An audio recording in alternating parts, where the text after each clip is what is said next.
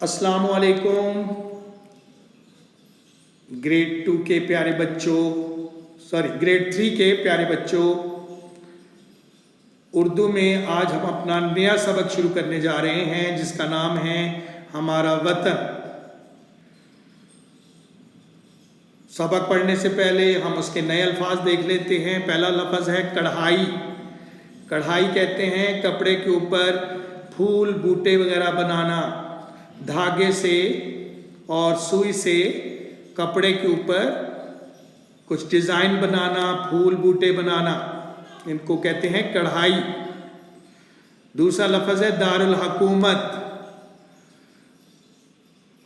हुकूमत करने की जगह, वो शहर जहाँ से हुकूमत की जाए, यानी कि वो जगह, वो शहर जहाँ पे सरकारी इमारतें होती हैं, जहाँ वज़ीर आज़म हाउस होता है, जहाँ पार्लियामेंट होता है, जहाँ पे कौमी असम्बली होती है और जहाँ पे सेनेट होता है, जहाँ पे सुप्रीम कोर्ट होती है और तमाम इसी तरह सिफारत खाने होते हैं मुख्तलिफ मुल्कों के, तो ऐसे शहर को दारुल हुकूमत कहते हैं। और पाकिस्तान का दारुल हुकूमत आपको पता है प्यारे बच्चों कौन सा है?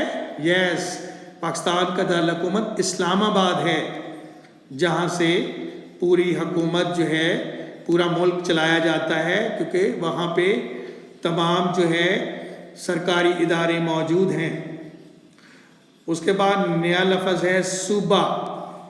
सूबा कहते हैं एक मुल्क का एक हिस्सा जिसका एक अपना दारुल खिलाफा हो और जिसकी अपनी सकाफ़त हो, जिसकी अपनी एक कौमियत हो, अपनी अलहदा ज़ुबान हो, वो इलाका सूबा कहलाता है। मसलन आप पंजाब में रहते हैं, हमारा सूबा पंजाब है, यहाँ पे हमारी ज़बान पंजाबी है, हम यहाँ पे शलवार कमीज़ पहनते हैं और यहाँ का दारुल खिलाफा लाहौर है, ठीक है।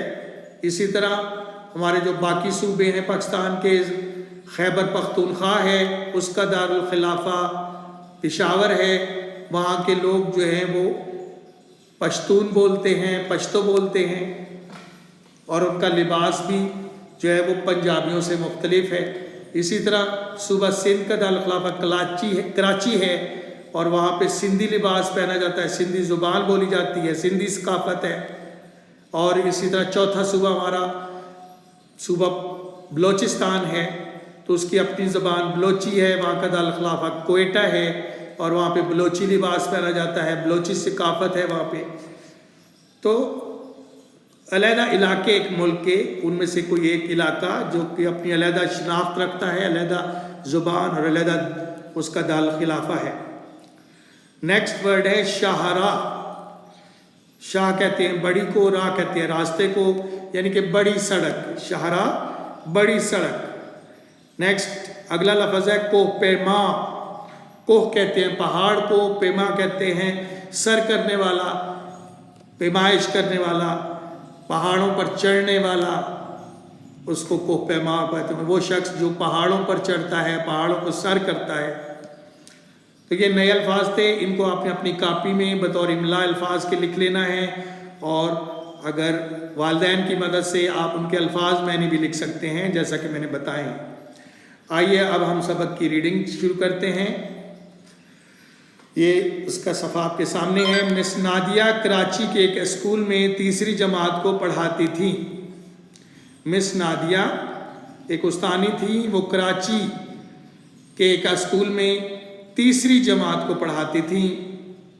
एक दिन उन्होंने क्लास में तालबात से पूछा, लड़कियों का स्कूल था, तालबात लड़कियां जो स्टूडेंट्स होती हैं, तालिब इल्म होती हैं, उनको तालबात बोलते हैं।